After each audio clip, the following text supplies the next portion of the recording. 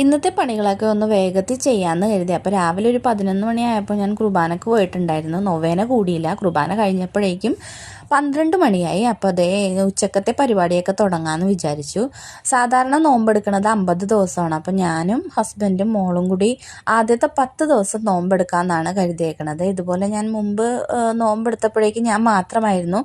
അങ്ങനെ ഇവർക്ക് കറിയൊക്കെ വെക്കുമ്പോഴേക്കും ഇച്ചിരി ഉപ്പ് നോക്കി എൻ്റെ നോമ്പ് പൊട്ടിപ്പോയായിരുന്നു. അന്ന് ഞാൻ വിചാരിച്ചതാണ് എടുക്കണമെങ്കിൽ 3 പേര് ഒരുമിച്ച് ഒരു തവണ നോമ്പെടുക്കാമെന്ന്.